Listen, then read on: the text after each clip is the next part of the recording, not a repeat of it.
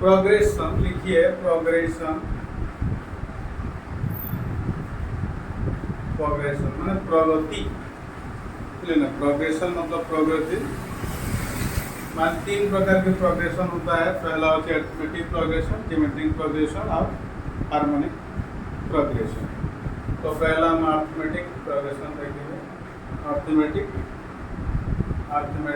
Progression, arithmetic progression ये plus minus दोनों में होता है, नेगेटिव पॉजिटिव में होता है, समझे ना।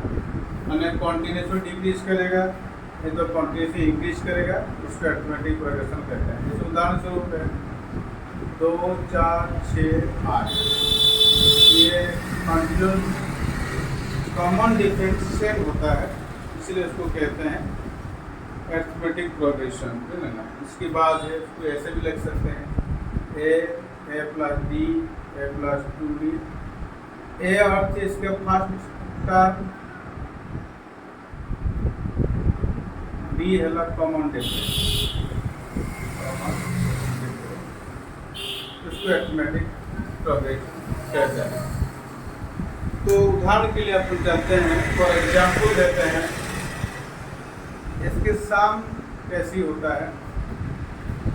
जैसे कि 1 से 10 तक 1 2 3 4 आप 10 तक जुड़ेंगे, इसको फॉर्मूला है तो 10 × 11 मतलब आपसे हो गया 55, समझ में आ गया, समझे। तो उसको कॉमन डिफरेंस 1 है, ये 1 है, फिर 1 है, फिर 1 है, चलते रहेगा। तो इसको अगर अरिथमेटिक प्रोग्रेशन में लेंगे तो एक जो सम की टोटल है, टोटल जो होता है a plus n/2 first term plus last term, जहाँ ये दिया हुआ होगा, जहाँ पर कि आपको first term and last term दिया हुआ होगा, तभी ये फॉर्मूला काम करेगा। और दूसरा फॉर्मूला है, दूसरा फॉर्मूला कैसे है, मिटा देता हूँ। दूसरा फॉर्मूला तो यही को लेते हैं, दूसरा फॉर्मूला आपको यही है n/2 12 प्लस n-1 ये तो दूसरा प्रकार साम्प्लिट्यूडल का फॉर्मूला है, समझे। तो इसमें क्या है, इसमें 5 टर्म दिया गया है, इसमें इसी को देखते हैं, ये फॉर्मूला देता हूँ। इसमें आपको 5 टर्म कितना दिया है, n/2 फर्स्ट टर्म 1 दिया है, लास्ट टर्म 10 दिया है, और ये आपको दिया है n दिया है 10, तो 10/2 × 11 अगर 5 × 11 आपको हो गया 55, बात 55 में आ गया। तो इसको अगर फॉर्मूला में लेते हैं, दूसरा फॉर्मूला n/2 10/2 फर्स्ट टर्म कितना का 1 × 1 प्लस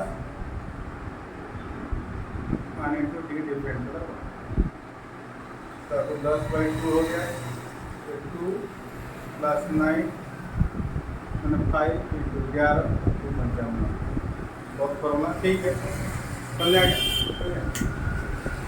उसके बाद आप देखिए, फिर चलते हैं मीन।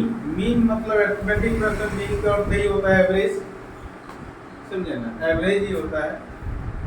इसके मतलब एवरेज अरिथमेटिक प्रोग्रेशन में मीन कोई एवरेज होता है, टोटल जोड़ होता है, तो टोटल संख्या जितना है उसको डिवाइड कर देंगे तो अगर मीन आएगा। जैसे कि 2 4 6 8 दिया है और तेरे को 10 दिया होगा, तो इसमें सीक्वेंस अगर ऑड नंबर है तो इसके बीच वाले को हम मीन ही लेते हैं, बात आ गया। नहीं तो उसको क्या करेंगे, आपका उसको जोड़ेंगे, जुड़ने की फॉर्मूला आपको बता दिया, फर्स्ट टर्म लास्ट टर्म दिया हुआ है, टोटल 1 2 3 4 5 जो है 5, फर्स्ट टर्म के अंदर 2 प्लस 10 कितना हो गया, ये 5 × 6 हो गया, 30 हो गया। तो टोटल 30 हो गया, डिवाइडेड बाई कितना हो गया 5 हो गया, तो आपको एवरेज कितना हो गया 6 हो गया। बात समझ आ गया? क्लियर हो गया? क्लियर हो गया कि नहीं क्लियर हो गया? क्लियर हो गया? और एक क्वेश्चन दिया है,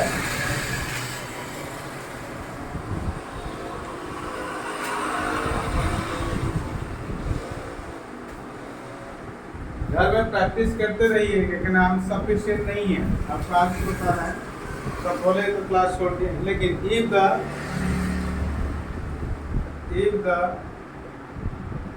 6th and 10th term,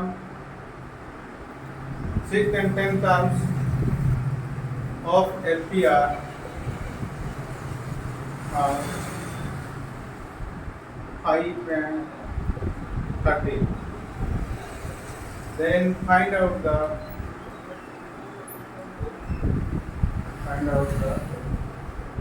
20th term। बात क्लियर हो गया? समझ लो, इसको हम बोलेंगे n टर्म निकालने का फॉर्मूला क्या होता है, a plus n minus 1 into d two n term है ना।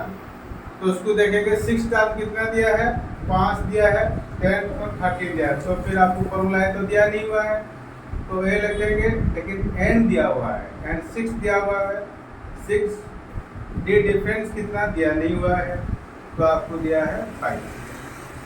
तो a प्लस 5d इक्वल 5, ये क्वेश्चन नंबर 1 आ गया। फिर 10 टर्म दिया है, a प्लस 10 डिफरेंस दिया नहीं हुआ है, आपको नंबर दिया 30। समझ आ गया? तो a प्लस 9d इक्वल 30। तो आप इसको जोड़िए, समझे? तो आपको कैसे आ गया,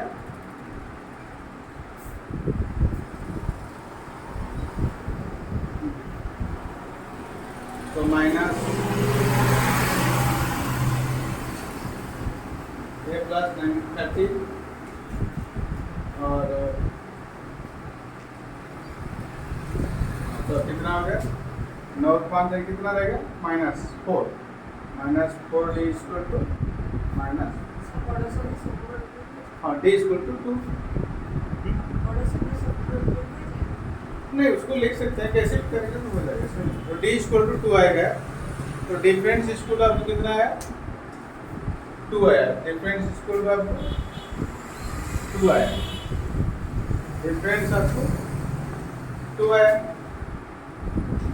तो कॉमन डिफरेंस 2 आया, तो फर्स्ट टर्म निकालना पड़ेगा। तो a फर्स्ट टर्म कितना है, a plus 5d equal to 5। तो a 10 तो 5 हो गया, a इक्वल टू -5। तो फर्स्ट टर्म कितना हो गया -5। वो 20 टर्म को पूछ रहा है, तो 20 टर्म को पूछ रहा है, तो फिर आप उसको देखिए, 20 टर्म को पूछ रही है, तो फिर देखिए a plus 20 minus 1 d difference कितना दिया है, d डिफरेंस दिया है कितना 2। समझे? 20 टर्म पूछ रहा है, तो कितना होगा, तो a कितना है -5 प्लस 19 इंटू 2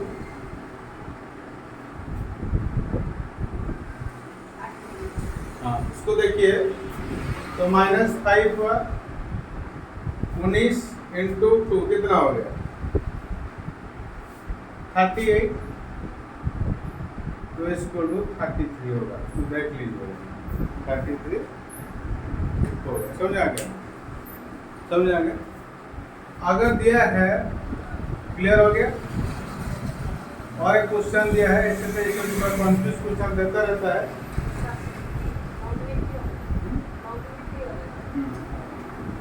2 2 3 3 4 4, इसके एवरेज क्या होगा?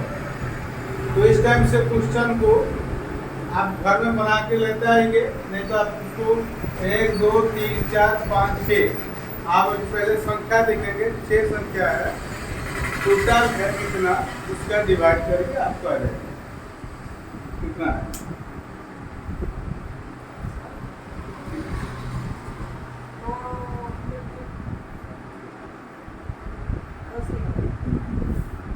करके कल लेके आएंगे, ठीक।